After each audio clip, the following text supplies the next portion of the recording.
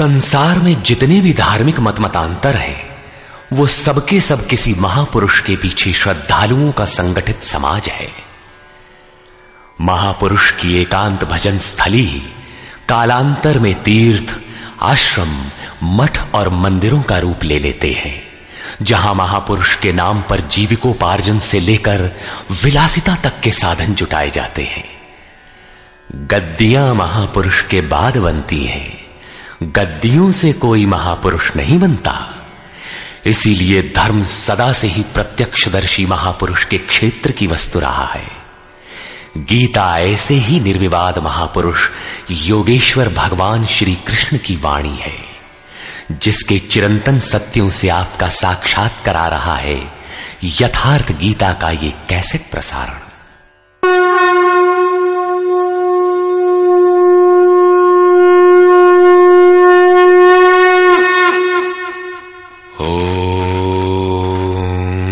श्री परमात्मने नमः। यथार्थ गीता, श्रीमद् भगवद गीता, अथैकादशो अध्यायः। गत अध्याय में योगेश्वर श्री कृष्ण ने अपनी प्रधान प्रधान विभूतियों का संक्षिप्त विवरण प्रस्तुत किया, किंतु अर्जुन को लगा कि उसने विस्तार से सुन लिया है। उसने कहा कि आपकी वाणी सुनने से मेरा सारा मोह नष्ट हो गया, अज्ञान नष्ट हो गया। आपने जो कहा उसे प्रत्यक्ष देखना चाहता हूं। सुनने और देखने में पश्चिम और पूर्व का अंतर है। चलकर देखने पर वस्तु स्थिति कुछ और ही होती है। अर्जुन ने उस रूप को देखा तो कांपने लगा, क्षमा याचना करने लगा। क्या ज्ञानी भयभीत होता है? उसे कोई जिज्ञासा रह जाती है? नहीं, बौद्धिक स्तर की जानकारी सदैव धूमिल रहती है। हां, वो यथार्थ जानकारी के लिए प्रेरणा अवश्य देती है। इसलिए अर्जुन ने निवेदन किया। अर्जुन उवाच,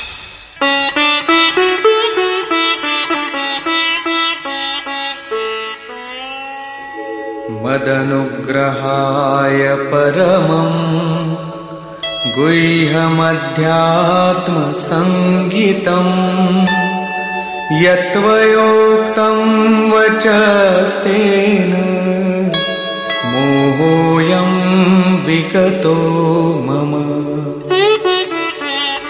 भगवान, मुझ पर अनुग्रह करने के लिए जो आपके द्वारा गोपनीय अध्यात्म में प्रवेश दिलाने वाला उपदेश कहा गया, उससे मेरा ये अज्ञान नष्ट हो गया, मैं ज्ञानी हो गया। भवाप्ययौ हि भूतानां श्रुतौ विस्तरशो मया त्वत्तः कमलपत्राक्ष माहात्म्यमपि चाव्ययम्। कि हे कमल नेत्र, मैंने भूतों की उत्पत्ति और प्रलय आपसे विस्तार पूर्वक सुना है तथा आपका अविनाशी प्रभाव भी सुना है। एवमेतद्यथार्थत्वम् आत्मानं परमेश्वर द्रष्टुमिच्छामि ते रूपम् ऐश्वरं पुरुषोत्तम।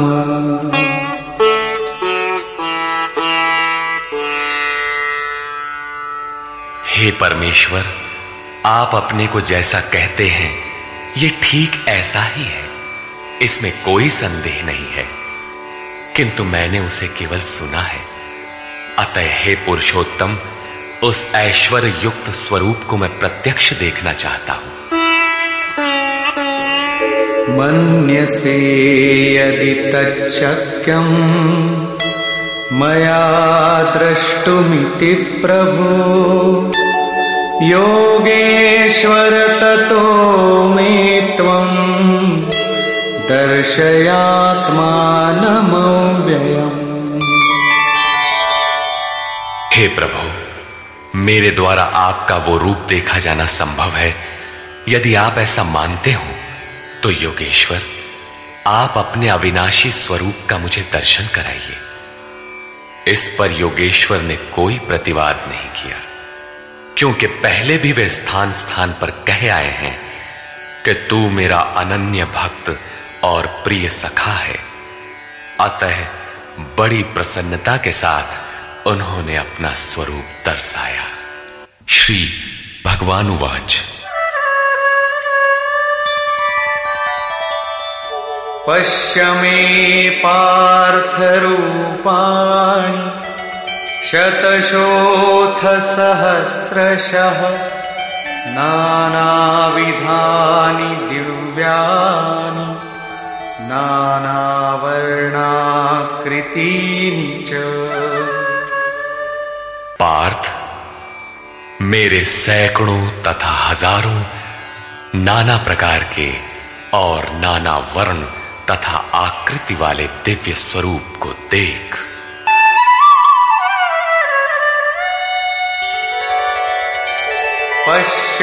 पश्यादित्यान् वसून् रुद्रान् अश्विनो मरुतस्तथा बहून्यदृष्टपूर्वाणि पश्याश्चर्याणि भारत।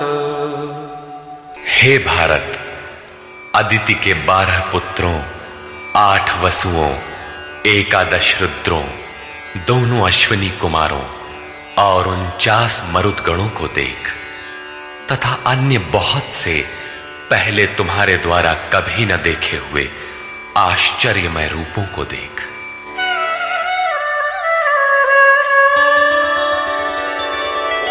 इहैकस्थं जगत्कृत्स्नं पश्याद्य सचराचरम् मम देहे गुडाकेश यच्चान्यद्द्रष्टुमिच्छसि। अर्जुन, अब मेरे इस शरीर में एक ही स्थान पर स्थित हुए चराचर सहित संपूर्ण जगत को देख, तथा और भी जो कुछ देखना चाहता है वो देख। इस प्रकार तीनों श्लोकों तक भगवान लगातार दिखाते चले गए, किंतु अर्जुन को कुछ दिखाई नहीं पड़ा। वो आंखें मलता रह गया। अतः ऐसा दिखाते हुए भगवान सहसा रुक जाते हैं और कहते हैं, न तु मां शक्यसे द्रष्टुम् अनेनैव स्वचक्षुषा दिव्यं ददामि ते चक्षुः पश्य मे योगमैश्वरम्। अर्जुन, तू मुझे अपने नेत्रों द्वारा अर्थात बौद्धिक दृष्टि द्वारा देखने में समर्थ नहीं है, इसलिए मैं तुझे दिव्य अर्थात अलौकिक दृष्टि देता हूं, जिससे तू मेरे प्रभाव और योग शक्ति को देख। इधर योगेश्वर श्री कृष्ण के कृपा प्रसाद से अर्जुन को वही दृष्टि प्राप्त हुई, उसने देखा, और उधर योगेश्वर व्यास के कृपा प्रसाद से वही दृष्टि संजय को मिली थी।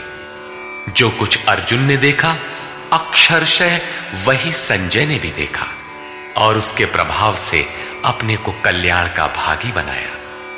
स्पष्ट है कि श्री कृष्ण एक योगी के समकक्ष है। संजय उवाच।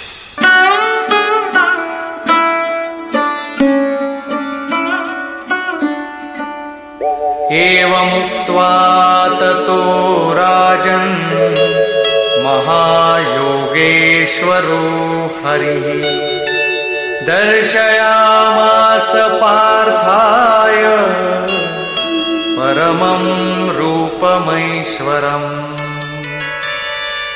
संजय बोला, हे राजन, महायोगेश्वर हरि ने इस प्रकार कहकर उसके उपरांत पार्थ को अपना परम ऐश्वर्य युक्त दिव्य स्वरूप दिखाया, जो स्वयं योगी है और दूसरों को भी योग प्रदान करने की जिसमें क्षमता हो, जो योग का स्वामी हो, उसे योगेश्वर कहते हैं। इसी प्रकार सर्वस्व का हरण करने वाला हरि है। यदि केवल दुखों का हरण किया और सुख छोड़ दिया तो दुख आएगा। अतः सब पापों के नाश के साथ सर्वस्व का हरण करके अपना स्वरूप देने में जो सक्षम है वो हरि है। उन्होंने पार्थ को अपना दिव्य स्वरूप दिखाया। सामने तो खड़े ही थे। अनेक वक्त्र नयनम अनेकाद्भुत दर्शनम अनेक दिव्याभरणम दिव्यानीकोद्यतायुधम। अनेक मुख और नेत्रों से युक्त, अनेक अद्भुत दर्शनों वाले, अनेक दिव्य भूषणों से युक्त और अनेक दिव्य शस्त्रों को हाथ से उठाए तथा दिव्यमाल्याम्बरधरम दिव्यगन्धानुलेपनम सर्वाश्चर्यमयं देवं अनंतं विश्वतोमुखम्। दिव्य माला और वस्त्रों को धारण किए हुए, दिव्य गंध का अनुलेपन किए हुए, सब प्रकार के आश्चर्यों से युक्त, सीमा रहित विराट स्वरूप परमदेव को दृष्टि मिलने पर अर्जुन ने देखा। दिवि सूर्य सहस्रस्य भवेद्युगपदुत्थिता यदि भासदृशी सा स्यात् भासस्तस्य महात्मनः। संजय बोला, हे राजन, आकाश में एक साथ 1000 सूर्यों के उदय होने से जितना प्रकाश होता है, वो भी विश्व रूप उन महात्मा के प्रकाश के सदृश कदाचित ही हो। यहां श्री कृष्ण महात्मा ही है, योगेश्वर थे।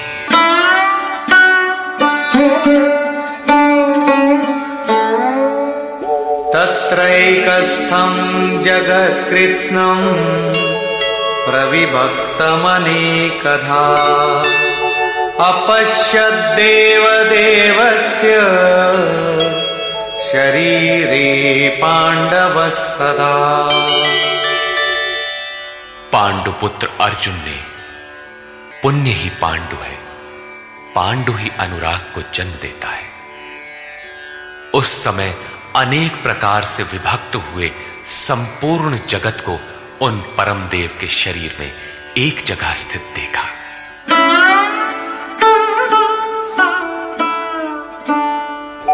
ततः स विस्मयाविष्टो हृष्टरोमा धनञ्जयः प्रणम्य शिरसा देवं कृताञ्जलिरभाषत। इसके पश्चात आश्चर्य से युक्त हर्षित रोमों वाला वो अर्जुन परमात्मा देव को शिर से प्रणाम कर हाथ जोड़कर बोला। यहां अर्जुन ने अंतःकरण से नमन किया और कहा, अर्जुन उवाच,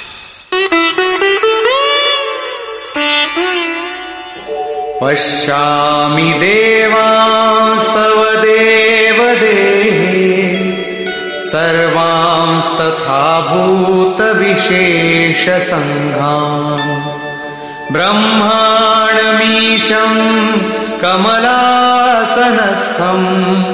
ऋषींश्च सर्वानुरगांश्च दिव्यान्।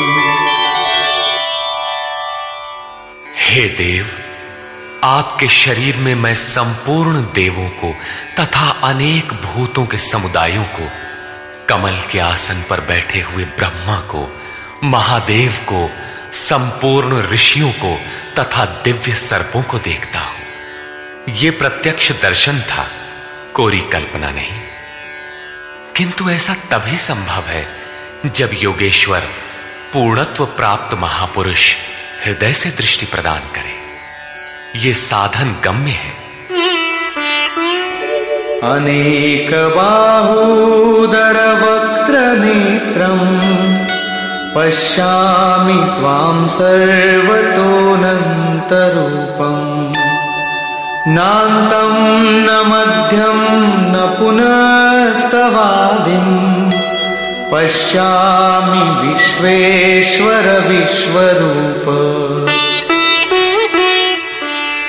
विश्व के स्वामी, मैं आपको अनेक हाथ, पेट, मुख और नेत्रों से संयुक्त तथा सब ओर से अनंत रूपों वाला देखता हूं।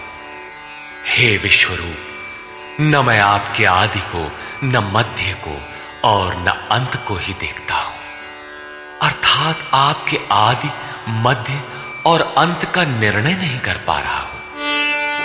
किरीटिनं गदिनं चक्रिणं च तेजो राशिं सर्वतो दीप्तिमन्तम् पश्यामि त्वां दुर्निरीक्षं समन्तात् दीप्तानलार्कद्युतिमप्रमेयम्। मैं आपको मुकुट युक्त, गदा युक्त, चक्र युक्त, सब ओर से प्रकाशमान तेज पुंज स्वरूप, प्रज्वलित अग्नि और सूर्य के सदृश, देखने में दुष्कर अर्थात कठिनाई से देखा जाने वाला और सब ओर से बुद्धि आदि से ग्रहण न हो सकने वाला अप्रमेय देखता हूं। इस प्रकार संपूर्ण इंद्रियों से पूर्णतया समर्पित होकर योगेश्वर श्री कृष्ण को इस रूप में देखकर अर्जुन उनकी स्तुति करने लगा। त्वमक्षरं परमं वेदितव्यम् त्वमस्य विश्वस्य परं निधानम् त्वमव्ययः शाश्वतधर्मगोप्ता सनातनस्त्वं पुरुषो मतो मे। भगवान, आप जानने योग्य परम अक्षर अर्थात अक्षय परमात्मा है। आप इस जगत के परम आश्रय हैं। आप शाश्वत धर्म के रक्षक हैं तथा आप अविनाशी सनातन पुरुष हैं, ऐसा मेरा मत है। आत्मा का स्वरूप क्या है? शाश्वत है, सनातन है, अव्यक्त रूप है, अविनाशी है। यहां कृष्ण का क्या स्वरूप है? वही शाश्वत, सनातन, अव्यय, अविनाशी, अर्थात प्राप्ति के पश्चात महापुरुष भी उसी आत्म भाव में स्थित होता है। तभी तो भगवान और आत्मा एक ही लक्षण वाले। अनादिमध्यान्तमनन्तवीर्यम् अनन्तबाहुं शशिसूर्यनेत्रम् पश्यामि त्वां दीप्तहुताशवक्त्रम् स्वतेजसा विश्वमिदं तपन्तम्। हे परमात्मन, मैं आपको आदि, मध्य और अंत से रहित, अनंत सामर्थ्य से युक्त, अनंत हाथों वाला, चंद्रमा और सूर्य रूपी नेत्रों वाला तथा प्रज्वलित अग्नि रूपी मुख वाला तथा अपने तेज से इस जगत को तपाते हुए देखता हूं।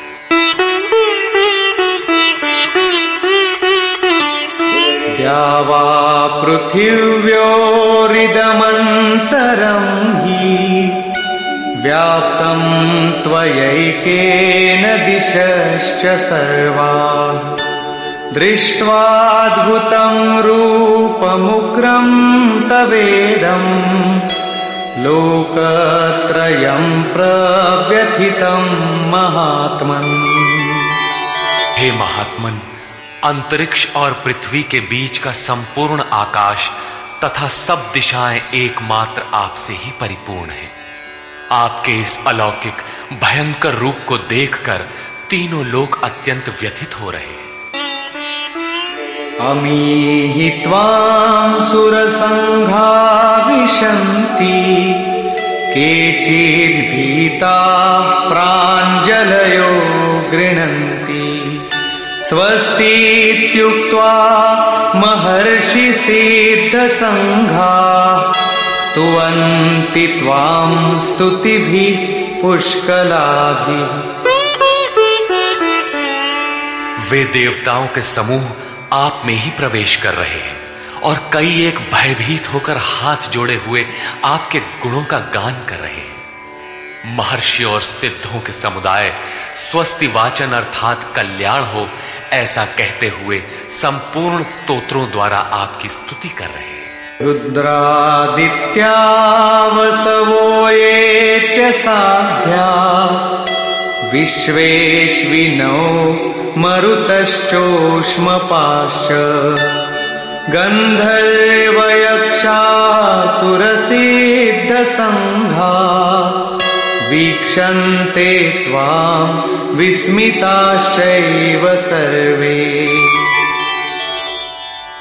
रुद्र, आदित्य, वसु, साध्य, विश्वदेव, अश्वनी कुमार, वायुदेव और पितरों तथा गंधर्व, यक्ष, राक्षस और सिद्धों के समुदाय सभी आश्चर्य से आपको देख रहे हैं, अर्थात देखते हुए भी समझ नहीं पा रहे, क्योंकि उनके पास वो दृष्टि ही नहीं है। कृष्ण ने पीछे बताया था कि आसुरी स्वभाव वाले लोग मुझे तुच्छ कहकर संबोधित करते हैं, सामान्य मनुष्य जैसा मानते हैं, जबकि मैं परम भाव में परमेश्वर रूप में स्थित हूं। यद्यपि हूं मनुष्य शरीर के आधार वाला, उसी का विस्तार यहां है कि वे आश्चर्य से देख रहे हैं, यथार्थतः समझ नहीं पा रहे हैं, नहीं देखते।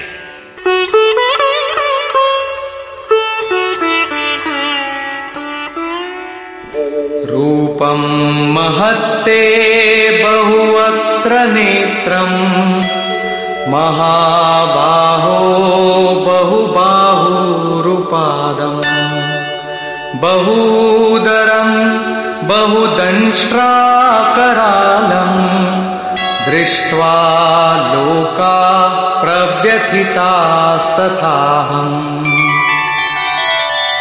महाबाहो, कृष्ण महाबाहु है और अर्जुन है। प्रकृति से परे महान सत्ता में जिसका कार्य क्षेत्र हो वो महाबाहु है। कृष्ण महानता के क्षेत्र में पूर्ण है, अधिकतम सीमा में है। अर्जुन उसी की प्रवेशिका में है, मार्ग में है।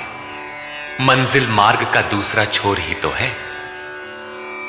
महाबाहु योगेश्वर, आपके बहुत मुख और नेत्रों वाले, बहुत हाथ, जंघा और पैरों वाले, बहुत उदरों वाले, अनेक विकराल दाढ़ों वाले महान रूप को देखकर सब लोग व्याकुल हो रहे हैं तथा मैं भी व्याकुल हो रहा हूं।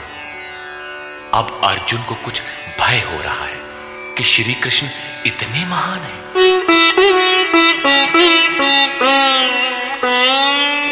नभस्पृशं दीप्तमनेकवर्णम् व्यात्ताननं दीप्तविशालनेत्रम् दृष्ट्वा हि त्वां प्रव्यथितान्तरात्मा धृतिं न विन्दामि शमं च विष्णो।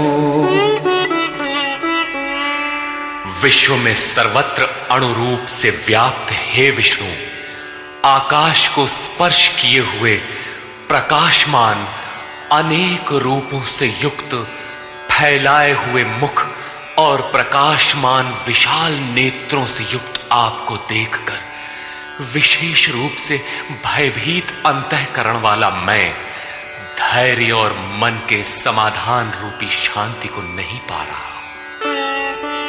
दंष्ट्राकरालानि च ते मुखानि दृष्ट्वैव कालानलसन्निभानि दिशो न जाने न लभे च शर्म प्रसीद देवेश जगन्निवास।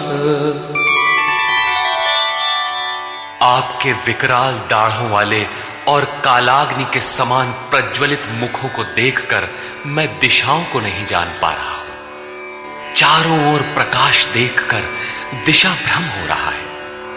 आपका ये रूप देखते हुए मुझे सुख भी नहीं मिल रहा है। देवेश, हे जगन निवास, आप प्रसन्न हो।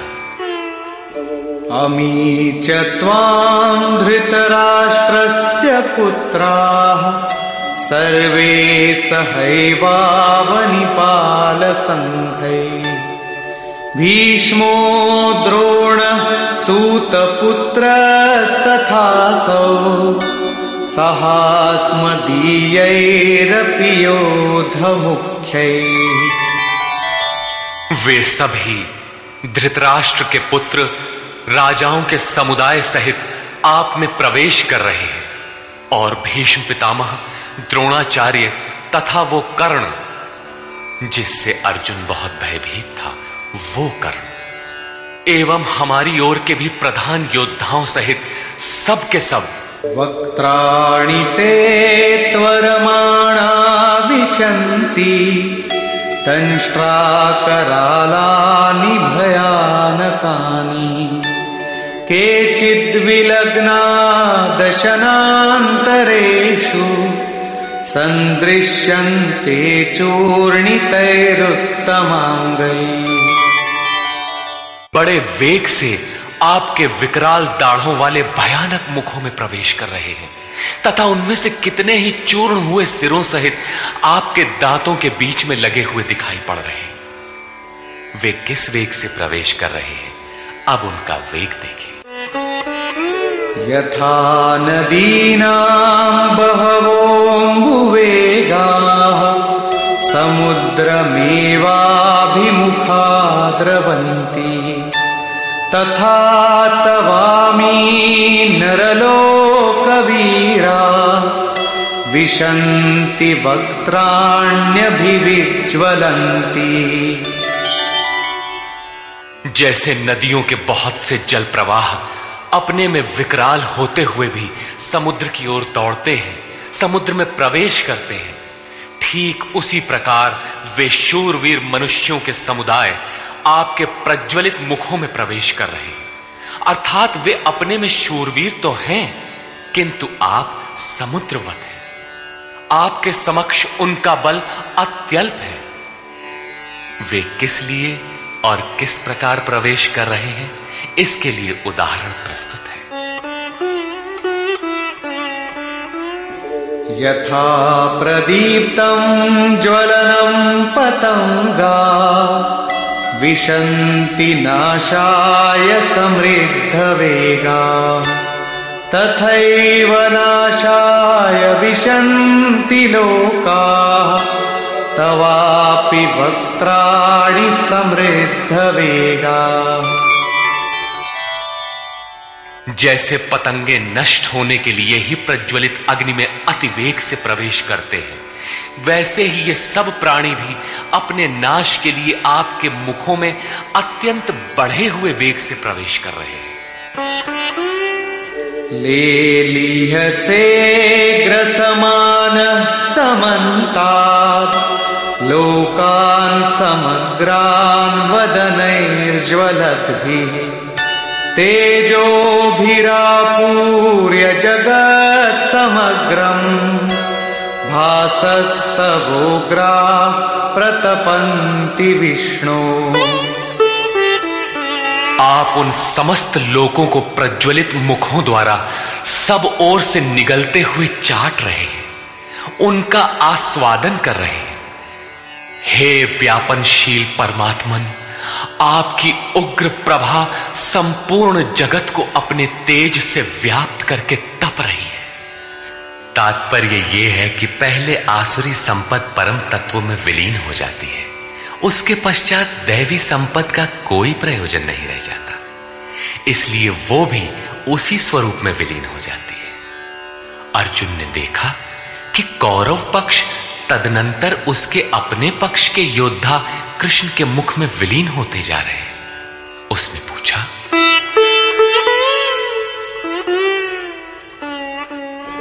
आख्याहि मे को भवानुग्र रूपो नमोस्तु ते देववर प्रसीद विज्ञातुमिच्छामि भवन्तमाद्यं न हि प्रजानामि तव प्रवृत्तिम्।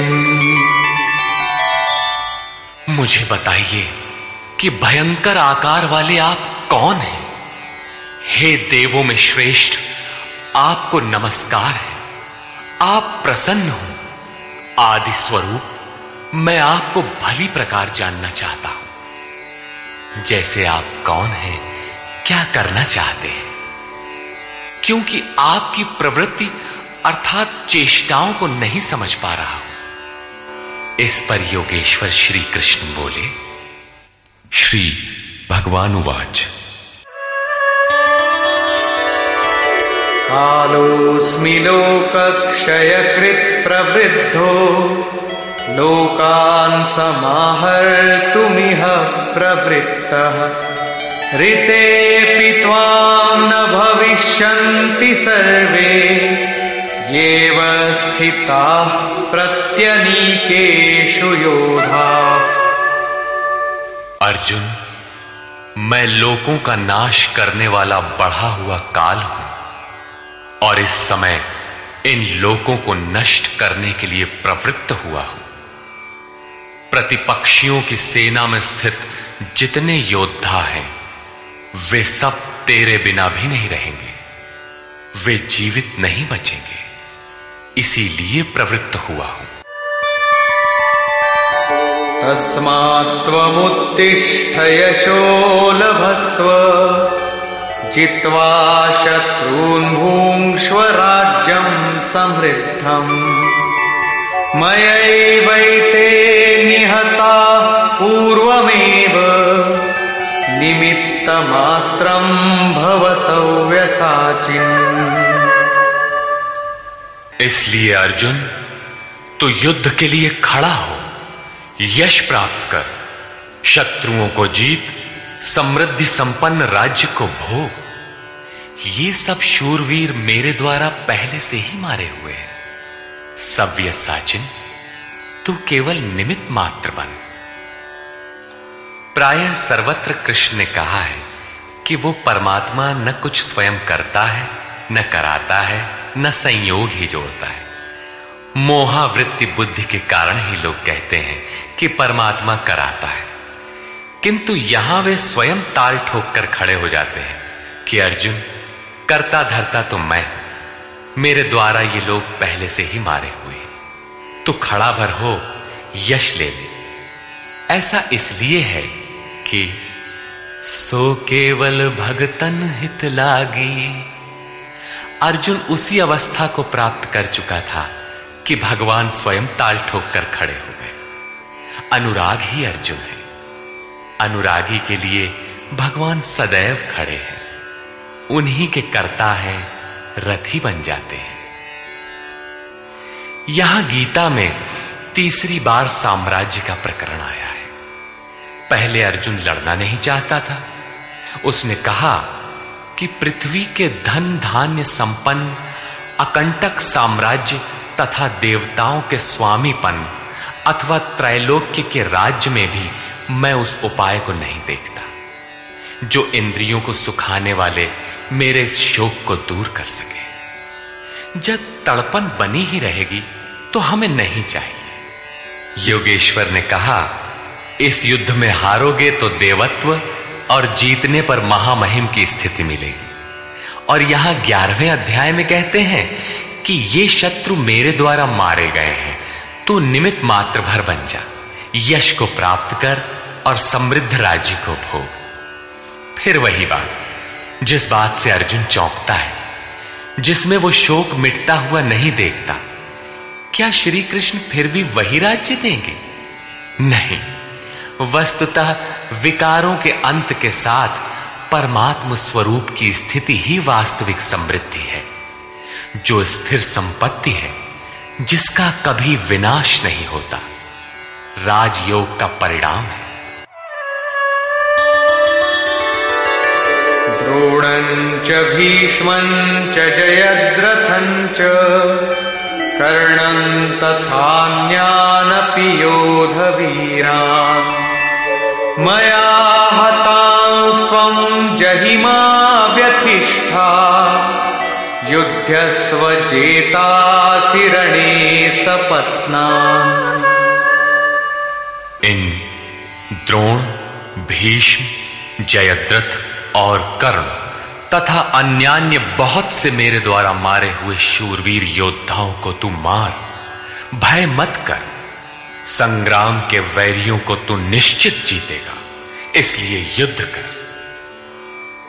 यहां भी योगेश्वर ने कहा कि मेरे द्वारा मारे हुए इन मरे हुओं को तू मार। स्पष्ट किया कि मैं करता हूं, जबकि 5वें अध्याय के 13, 14 एवं 15 श्लोक में उन्होंने कहा था भगवान अकर्ता है। 18वें अध्याय में वे कहते हैं शुभ अथवा अशुभ प्रत्येक कार्य के होने में 5 माध्यम हैं: अधिष्ठान, कर्ता, करण, चेष्टा और दैव। जो कहते हैं कैवल्य स्वरूप परमात्मा करते हैं, वे अविवेकी हैं, यथार्थ नहीं जानते, अर्थात भगवान नहीं करते। ऐसा विरोधाभास क्यों? वस्तुतः प्रकृति और उस परमात्म पुरुष के बीच एक सीमा रेखा है। जब तक प्रकृति के परमाणुओं का दबाव अधिक रहता है, तब तक माया प्रेरणा देती है, और जब साधक उससे ऊपर उठ जाता है, ईश्वर, इष्ट अथवा सद्गुरु के कार्यक्षेत्र में प्रवेश प्राप्त कर लेता है। उसके बाद सद्गुरु, इष्ट, याद रहे प्रेरक के स्थान पर सद्गुरु, आत्मा, परमात्मा, इष्ट, भगवान पर्यायवाची है। कुछ भी कहें, कहता भगवान ही है। हृदय से रथी हो जाता है, आत्मा से जागृत होकर उस अनुरागी साधक का स्वयं पथ संचालन करने लग जाता है। पूज्य महाराज जी कहते थे, हो जिस परमात्मा की हमें चाह है, वो जिस सतह पर खड़े हैं, उस सतह पर स्वयं उतरकर जब तक आत्मा से जागृत नहीं हो जाता, तब तक सही मात्रा में साधन का आरंभ नहीं होता। उसके बाद जो कुछ साधक से पार लगता है, वो उनकी देन है। साधक तो निमित्त मात्र होकर उनके संकेत और आदेश पर चलता भर रहता है। साधक की विजय उनकी देन है। ऐसे अनुरागी के लिए ईश्वर अपनी दृष्टि से देखता है, दिखाता है और अपने स्वरूप तक पहुंचाता है। यही श्री कृष्ण कहते हैं, मेरे द्वारा मारे हुए इन बैरियों को मार, निश्चय ही तुम्हारी विजय होगी, मैं जो खड़ा हूं। संजय उवाच।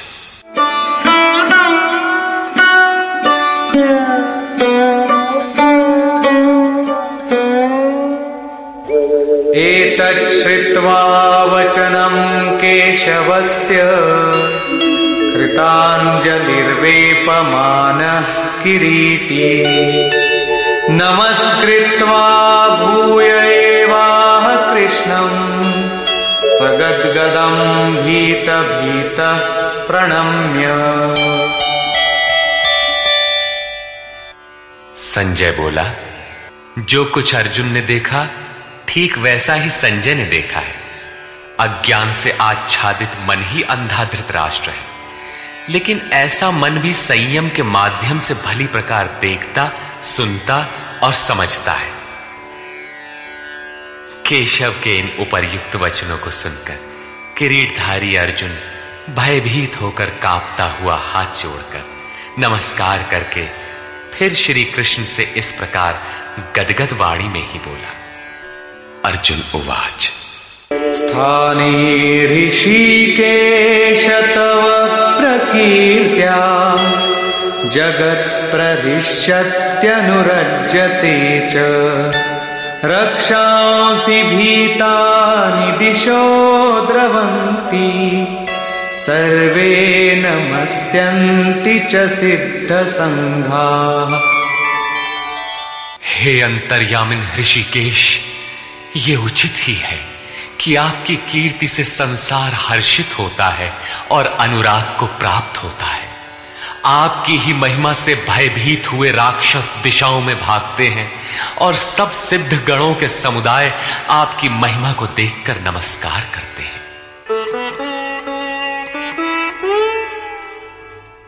कस्माच्च तेन न मेरन्महात्मन् गरीयसे ब्रह्मणोऽप्यादिकर्त्रे अनंत देवेश जगन्निवास त्वमक्षरं सदसत्तत्परं यत्। हे महात्मन, ब्रह्मा के भी आदिकर्ता और सबसे बड़े, आपके लिए वे सब कैसे नमस्कार न करें, क्योंकि हे अनंत, हे देवेश, हे जगन्निवास, सत, असत और उनसे भी परे अक्षर अर्थात अक्षय स्वरूप आप ही हैं। अर्जुन ने अक्षय स्वरूप का प्रत्यक्ष दर्शन किया था। केवल बौद्धिक स्तर पर कल्पना करने या मान लेने मात्र से कोई ऐसी स्थिति नहीं मिलती जो अक्षय हो। अर्जुन का प्रत्यक्ष दर्शन उसकी आंतरिक अनुभूति है। उसने सविनय कहा, त्वमादिदेव पुरुषः पुराण त्वमस्य विश्वस्य परं निधानम् वेत्तासि वेद्यं च परं च धाम त्वया ततं विश्वमनन्तरूप।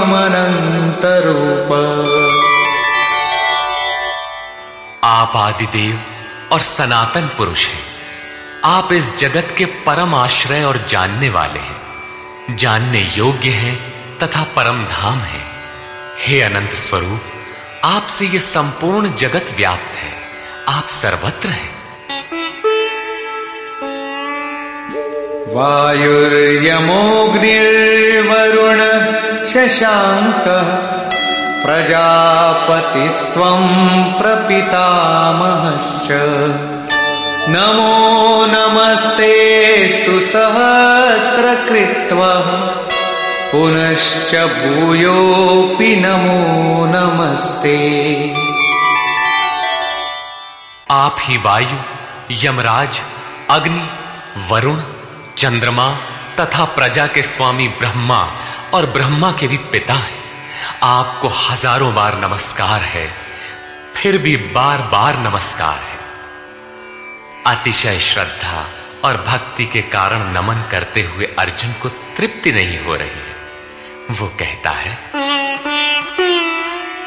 नमः पुरस्तादथ पृष्ठतस्ते नमोऽस्तु ते सर्वत एव सर्व अनन्तवीर्यामितविक्रमस्त्वं सर्वं समाप्नोषि ततोऽसि सर्वः। हे अत्यंत सामर्थ्य वाले, आपको आगे से और पीछे से भी नमस्कार हो। हे सर्वात्मन, आपको सब ओर से ही नमस्कार हो, क्योंकि हे अत्यंत पराक्रमशाली, आप सब ओर से संसार को व्याप्त किए हुए, इसलिए आप ही सर्वरूप और सर्वत्र हैं। इस प्रकार बार बार नमस्कार करके भयभीत अर्जुन अपनी भूलों के लिए क्षमा याचना करता है।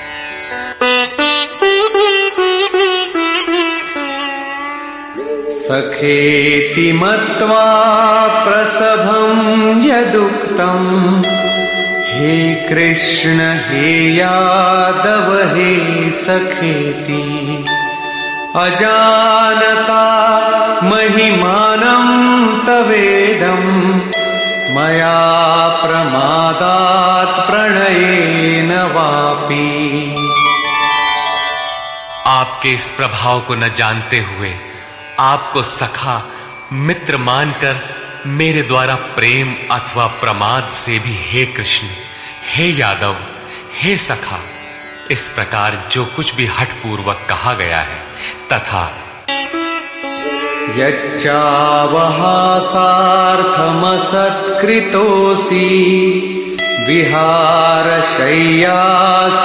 भोजनेषु एकोऽथवाप्यच्युत तत्समक्षम् तत्क्षामये त्वामहमप्रमेयम्।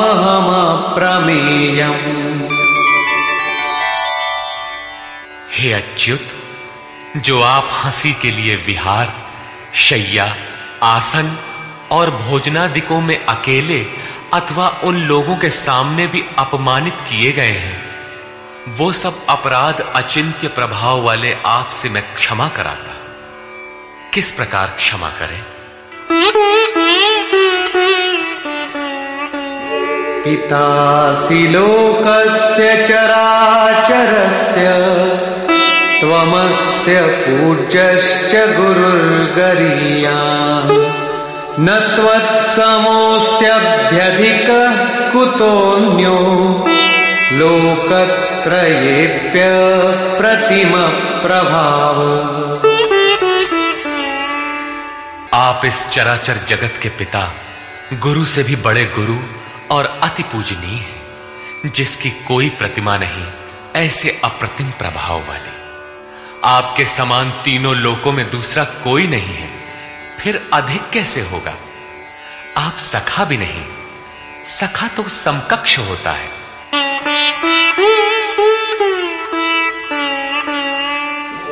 तस्मात् प्रणम्य प्रणिधाय कायं प्रसादये त्वामहमीशमीड्यम्।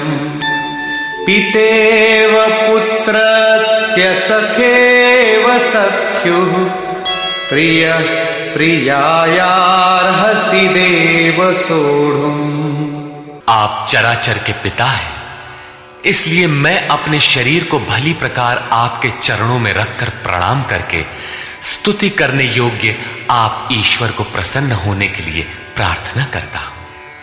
हे देव, पिता जैसे पुत्र के, सखा जैसे सखा के और पति जैसे प्रिय स्त्री के अपराधों को क्षमा करता है, वैसे ही आप भी मेरे अपराधों को सहन करने योग्य हैं। अपराध क्या था? हमने कभी हे यादव, हे सखा, हे कृष्ण कहा था? समाज के बीच अथवा एकांत में कहा था? भोजन के समय अथवा सोने के समय कहा था? क्या कृष्ण कहना अपराध था? काले थे ही, गोरे कैसे कहे जाते? यादव कहना भी अपराध नहीं था, क्योंकि यदुकुल में तो जन्म ही हुआ था। सखा कहना भी अपराध नहीं था, क्योंकि स्वयं कृष्ण भी अपने को अर्जुन का सखा मानते थे। जब कृष्ण कहना अपराध ही है, एक बार कृष्ण कहने के लिए अर्जुन अनंत बार गिड़गिड़ाकर क्षमा याचना कर रहा है, तो जब किसका करें, नाम कौन सा लें? वस्तुतः चिंतन का जैसा विधान स्वयं योगेश्वर श्री कृष्ण ने बताया है, वैसा ही आप करें। उन्होंने पीछे बताया, ओमित्येकाक्षरम ब्रह्म व्याहरन मामनुस्मरन। अर्जुन, ओम, बस इतना ही अक्षय ब्रह्म का परिचायक है। इसका तू जप कर और ध्यान मेरा धर, क्योंकि उस परम भाव में प्रवेश मिल जाने के पश्चात उन महापुरुष का भी यही नाम है, जो उस अव्यक्त का परिचायक है। प्रभाव देखने पर अर्जुन ने पाया कि ये न तो काले हैं, न गोरे, न सखा है, न यादव, ये तो अक्षय ब्रह्म की स्थिति वाले महात्मा है। संपूर्ण गीता में योगेश्वर श्री कृष्ण ने 5 बार ओम के उच्चारण पर बल दिया। अब यदि आपको जप करना है तो कृष्ण कृष्ण न कहकर ओम का ही जप करें। प्रायः भाविक लोग कोई ना कोई रास्ता निकाल लेते हैं। कोई ओम जपने के अधिकार और अनाधिकार की चर्चा से भयभीत है तो कोई महात्माओं की दुहाई देता है, अथवा कोई कृष्ण ही नहीं, उनसे पहले राधा और गोपियों का नाम भी उनकी शीघ्र प्रसन्नता के लोभ में जपता है। पुरुष श्रद्धामय है, इसलिए उनका ऐसा जपना मात्र भावुकता है। यदि आप सचमुच भाविक हैं तो उनके आदेश का पालन करें। वे अव्यक्त में स्थित होते हुए भी आज आपके सामने नहीं हैं, लेकिन उनकी वाणी आपके समक्ष है। उनकी आज्ञा का पालन करें, अन्यथा आप ही बताइए कि गीता में आपका क्या स्थान है। हां, इतना अवश्य है कि अध्येष्यते च य इमं श्रद्धावानन् सूयश्च शृणुयादपि यो नरः। जो अध्ययन करता है, सुनता है, वो ज्ञान तथा यज्ञ को जान लेता है, शुभ लोकों को पा जाता है। अतः अध्ययन अवश्य करें। प्राण अपान के चिंतन में कृष्ण नाम का क्रम पकड़ में नहीं आता। बहुत से लोग कोरी भावुकतावश केवल राधे राधे कहने लगे।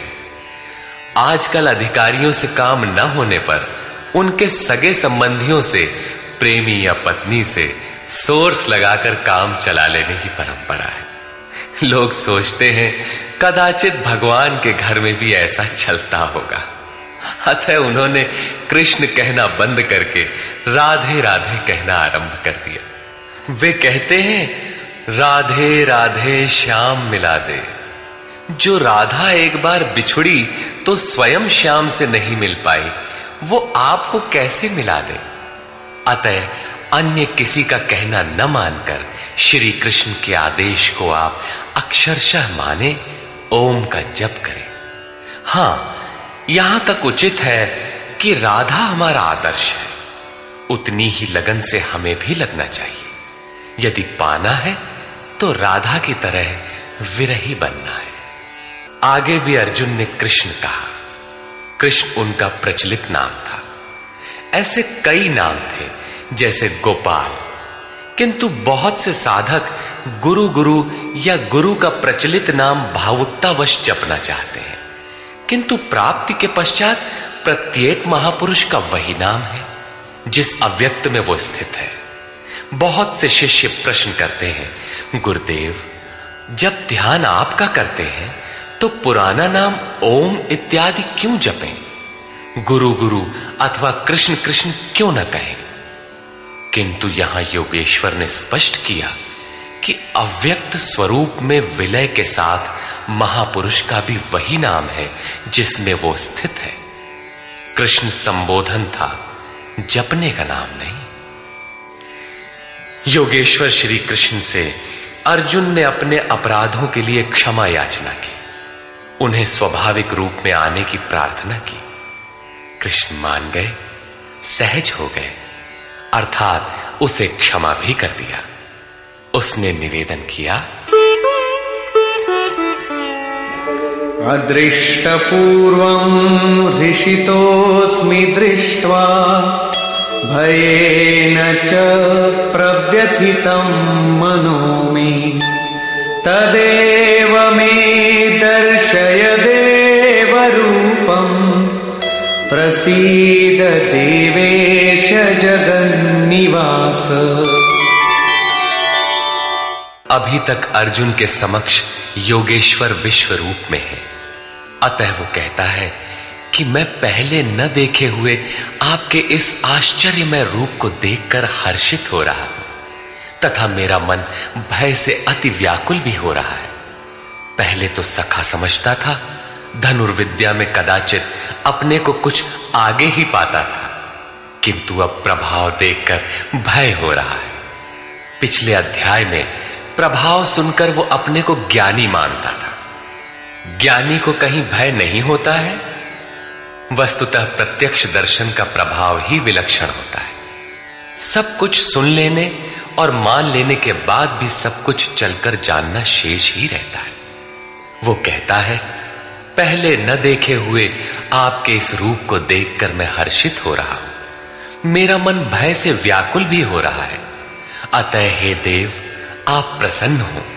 हे देवेश, हे जगन्निवास, आप अपने उस रूप को ही मुझे दिखाइए। कौन सा रूप? किरीटिनं गदिनं चक्रहस्तम् इच्छामि त्वां द्रष्टुमहं तथैव।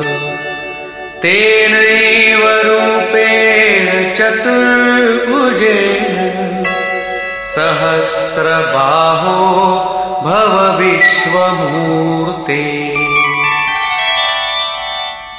मैं आपको वैसे ही, अर्थात पहले की ही तरह सिर पर मुकुट धारण किए हुए, हाथ में गदा और चक्र लिए हुए देखना चाहता हूं। इसलिए हे विश्वरूप, हे सहस्त्रबाहु, आप अपने उसी चतुर्भुज स्वरूप में होइए। कौन सा रूप देखना चाहा? चतुर्भुज रूप? अब देखना है कि चतुर्भुज रूप है क्या। श्री भगवानुवाच।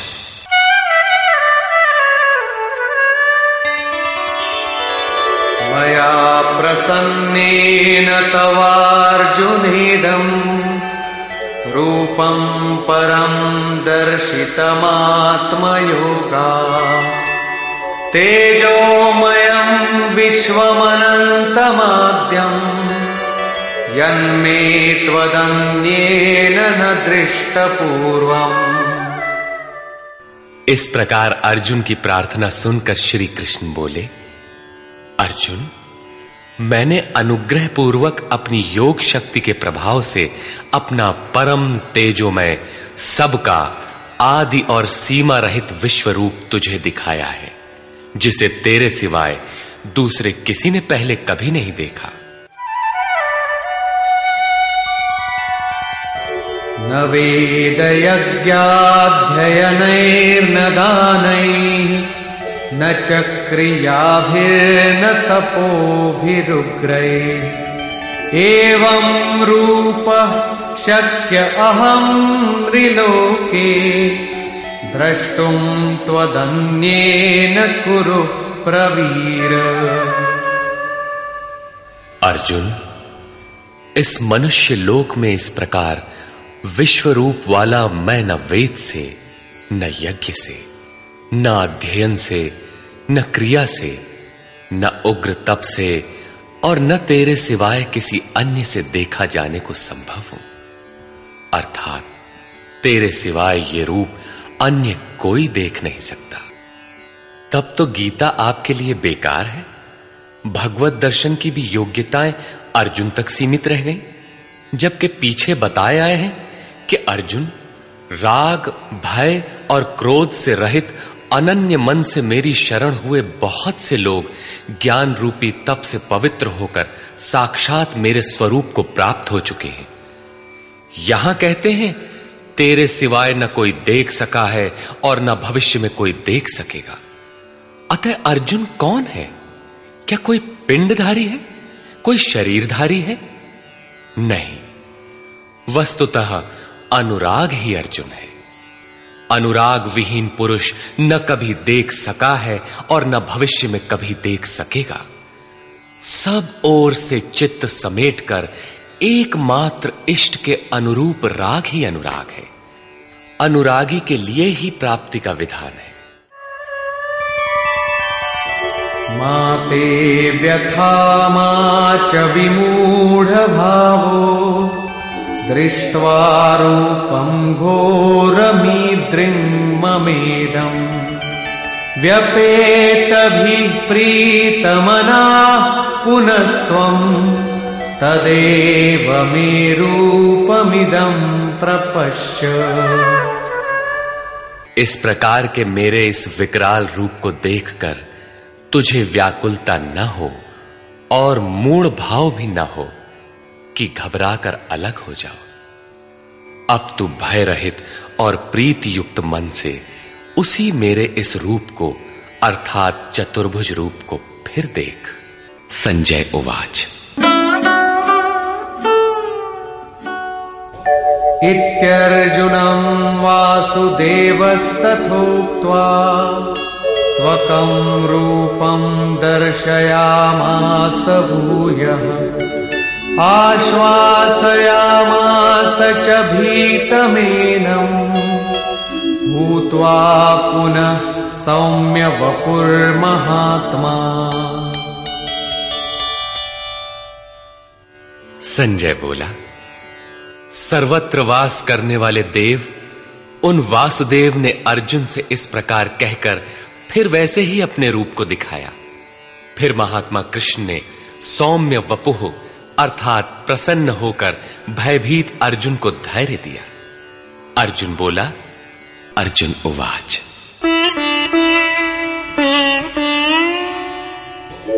दृष्ट्वेदं मानुषं रूपं तव सौम्यं जनार्दन इदानीमस्मि संवृत्तः सचेताः प्रकृतिं गतः। जनार्दन, आपके इस अत्यंत शांत मनुष्य रूप को देखकर अब मैं प्रसन्न चित्त हुआ और अपने स्वभाव को प्राप्त हो गया हूं। अर्जुन ने कहा था कि भगवान, अब आप मुझे उसी चतुर्भुज स्वरूप का दर्शन कराइए। योगेश्वर ने कराया भी, किंतु अर्जुन ने जब देखा तो क्या पाया? मानुषम रूपम, मनुष्य के रूप को देखा। वस्तुतः प्राप्ति के पश्चात महापुरुष ही चतुर्भुज और अनंत भुज कहलाते हैं। दो भुजा वाला महापुरुष तो अनुरागी के समक्ष बैठा ही है, किंतु अन्यत्र कहीं से कोई स्मरण करता है तो वही महापुरुष उस स्मरणकर्ता से जागृत होकर उसका भी मार्गदर्शन करता है। भुजा कार्य का प्रतीक है। वे भीतर भी कार्य करते हैं, बाहर भी। यही चतुर्भुज स्वरूप है। उनके हाथों में शंख, चक्र, गदा और पद्म क्रमशः वास्तविक लक्ष्य घोष, साधन चक्र का प्रवर्तन, इंद्रियों का दमन और निर्मल निर्लेप कार्य क्षमता का प्रतीक मात्र है। यही कारण है कि चतुर्भुज रूप में उन्हें देखने पर भी अर्जुन ने उन्हें मनुष्य रूप में ही पाया। चतुर्भुज महापुरुषों के शरीर और स्वरूप से कार्य करने की विधि विशेष का नाम है, न कि चार हाथ वाले कोई कृष्ण थे। श्री भगवानुवाच, सुदुर्दर्शमिदं रूपं दृष्टवानसि यन्मम देवाप्यस्य रूपस्य नित्यं दर्शनकांक्षिणः। महात्मा श्री कृष्ण ने कहा, अर्जुन, मेरा ये रूप देखने को अति दुर्लभ है, जैसा कि तूने देखा है, क्योंकि देवता भी सदा इस रूप के दर्शन की इच्छा रखते हैं। वस्तुतः सभी लोग संत को पहचान ही नहीं पाते। पूज्य सत्संगी महाराज अंतः प्रेरणा वाले पूर्ण महापुरुष थे, लेकिन उन्हें लोग पागल समझते रहे। किसी किसी पुण्यात्मा को आकाशवाणी हुई कि ये सद्गुरु हैं। केवल उन्होंने उन्हें हृदय से पकड़ा, उनके स्वरूप को पाया और अपनी गति पा ली। यही श्री कृष्ण कहते हैं कि जिनके हृदय में दैवी संपद जागृत है, वे देवता भी सदा इस रूप के दर्शन की आकांक्षा रखते हैं। तो क्या यज्ञ, दान अथवा वेदाध्ययन से आप देखे जा सकते हैं? वे महात्मा कहते हैं, नाहं वेदैर्न तपसा न दानेन न चेज्जया शक्य एवं विधो द्रष्टुम् दृष्टवानसि मां यथा। न वेदों से, न तप से, न दान से और न यज्ञ से मैं इस प्रकार देखा जाने को सुलभ हूं जिस प्रकार तूने देखा है। तब क्या आपको देख पाने का कोई उपाय नहीं है? वे महात्मा कहते हैं, एक उपाय है। भक्त्या त्वनन्यया शक्य अहमेवं विधोऽर्जुन ज्ञातुं द्रष्टुं च तत्त्वेन प्रवेष्टुं च परन्तप। हे श्रेष्ठ तप वाले अर्जुन, अनन्य भक्ति द्वारा अर्थात सिवाय मेरे अन्य किसी देवता का स्मरण न करते हुए अनन्य श्रद्धा से तो मैं इस प्रकार प्रत्यक्ष देखने के लिए, तत्व से साक्षात जानने के लिए तथा प्रवेश करने के लिए भी सुलभ हूं। अर्थात उसकी प्राप्ति का एकमात्र सुगम माध्यम अनन्य भक्ति है। अंत में ज्ञान भी अनन्य भक्ति में परिणत हो जाता है, जैसा कि पीछे अध्याय 7 में द्रष्टव्य है। पीछे उन्होंने कहा कि तेरे सिवाय न कोई देख सका है न कोई देख सकेगा, जबकि यहां कहते हैं कि अनन्य भक्ति से न केवल मुझे देखा जा सकता है अपितु साक्षात जाना और मुझ में प्रवेश भी पाया जा सकता है। अर्थात अर्जुन अनन्य भक्त का नाम है, एक अवस्था का नाम है। अनुराग ही अर्जुन है। अंत में योगेश्वर श्री कृष्ण कहते हैं,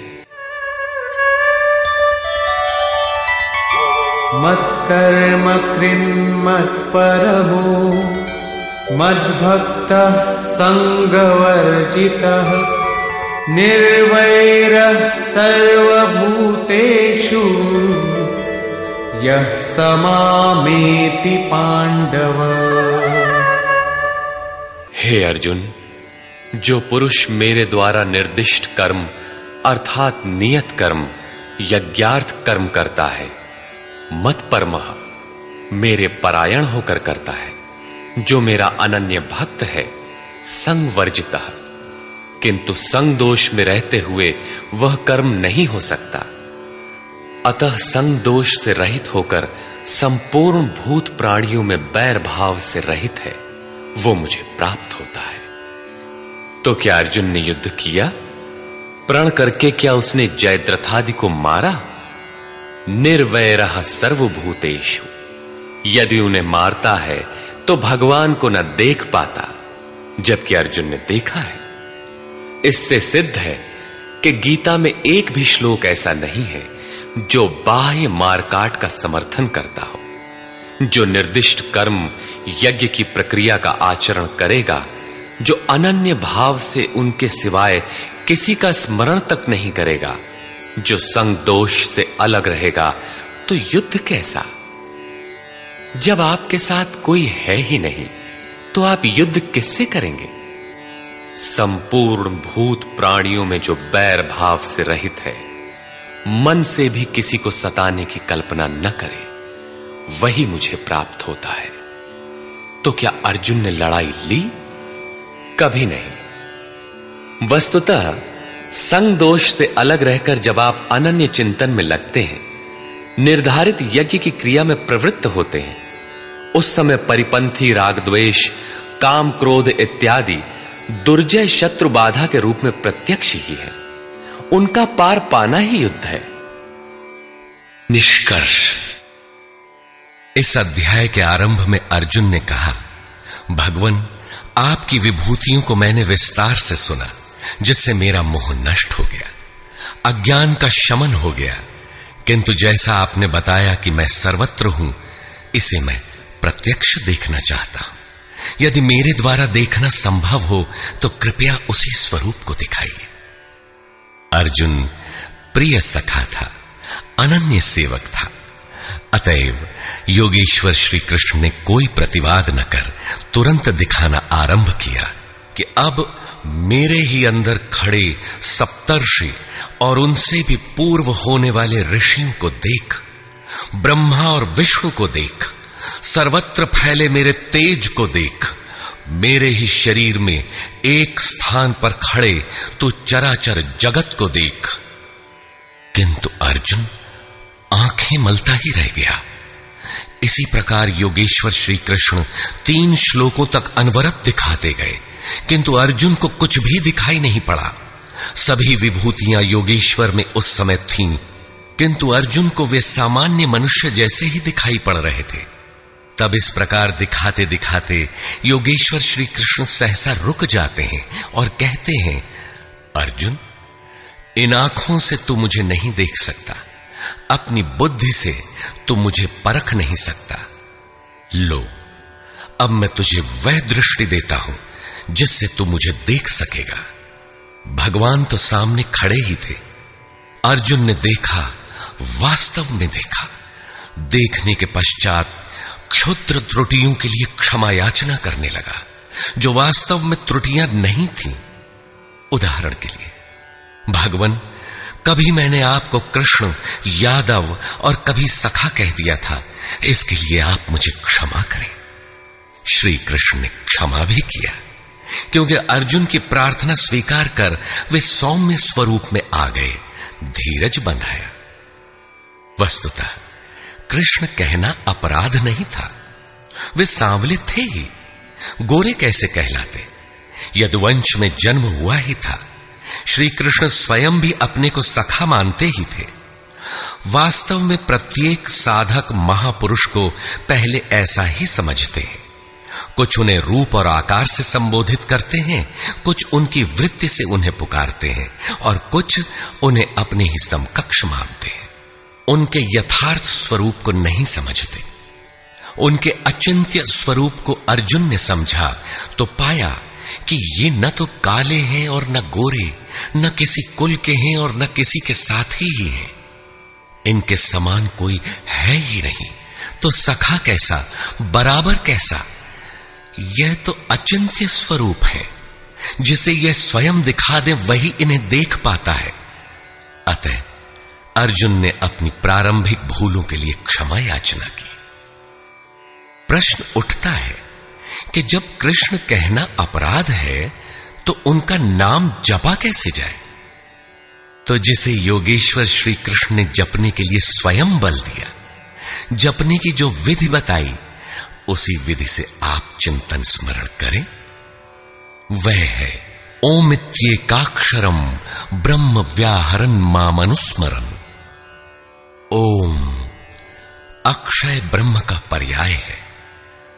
ओ अहम स ओम, जो व्याप्त है वह सत्ता मुझ में छिपी है। यही है ओम का आशय। आप इसका जप करें और ध्यान मेरा करें। रूप अपना, नाम ओम का बताया। अर्जुन ने प्रार्थना की कि चतुर्भुज रूप में दर्शन दीजिए। श्री कृष्ण ने उसी सौम्य स्वरूप को धारण किया। अर्जुन ने कहा, भगवान, आपके इस सौम्य मानव स्वरूप को देखकर अब मैं प्रकृतिस्थ हुआ। मांगा था चतुर्भुज रूप, दिखाया मानुषम रूपम। वास्तव में शाश्वत में प्रवेश वाला योगी शरीर से यहां बैठा है, बाहर दो हाथों से कार्य करता है और साथ ही अंतरात्मा से जागृत होकर जहां से भी जो भाविक स्मरण करते हैं, एक साथ सर्वत्र उनके हृदय से जागृत होकर प्रेरक के रूप में कार्य करता है। हाथ उसके कार्य का प्रतीक है। यही चतुर्भुज है। श्री कृष्ण ने कहा, अर्जुन, तेरे सिवाय मेरे इस रूप को न कोई देख सका और भविष्य में न कोई देख सकेगा। तब गीता तो हमारे लिए व्यर्थ है, किंतु नहीं। योगेश्वर कहते हैं, एक उपाय है, जो मेरा अनन्य भक्त है, मेरे सिवाय जो दूसरे किसी का स्मरण न करके निरंतर मेरा ही चिंतन करने वाला है, उसकी अनन्य भक्ति के द्वारा मैं प्रत्यक्ष देखने को, अर्थात जैसा तूने देखा है, तत्व से जानने को और प्रवेश करने को भी सुलभ हूं।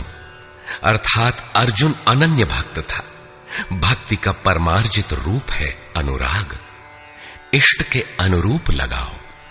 मिले ही न रघुपति बिनु अनुरागा। अनुराग विहीन पुरुष न कभी पाया है और न पा सकेगा। अनुराग नहीं है तो कोई लाख योग करे, जप करे, तप करे या दान करे, वह नहीं मिलता। अतः इष्ट के अनुरूप राग अथवा अनन्य भक्ति नितांत आवश्यक है। अंत में श्री कृष्ण ने कहा, अर्जुन, मेरे द्वारा निर्दिष्ट कर्म को कर, मेरा अनन्य भक्त होकर कर, मेरी शरण होकर कर, किंतु संग दोष से अलग रहकर, संग दोष में यह कर्म हो ही नहीं सकता। अतः संग दोष इस कर्म के संपादित होने में बाधक है। जो बैर भाव से रहित है वही मुझे प्राप्त करता है। जब संग दोष नहीं है, जहां हमें छोड़कर दूसरा कोई है ही नहीं, बैर का मानसिक संकल्प भी नहीं है, तो युद्ध कैसा? बाहर दुनिया में लड़ाई झगड़े होते रहते हैं, किंतु विजय जीतने वालों को भी नहीं मिलती। दुर्जय संसार रूपी शत्रु को असंगता रूपी शस्त्र से काटकर परम में प्रवेश पा जाना ही वास्तविक विजय है, जिसके पीछे हार नहीं है। इस अध्याय में पहले तो योगेश्वर श्री कृष्ण ने अर्जुन को दृष्टि प्रदान की, फिर अपने विश्व रूप का दर्शन कराया। अतः ओम तत्सदिति श्रीमद्भगवद गीता सूपनिषत्सु ब्रह्म विद्यायाम योग शास्त्रे श्री कृष्णार्जुन संवादे विश्व रूप दर्शन योगो नामैकादशो अध्यायः। इस प्रकार स्वामी अड़गड़ानंद कृत श्रीमद् भगवद गीता का 11वां अध्याय पूर्ण होता है। हरि ओम तत्सत्।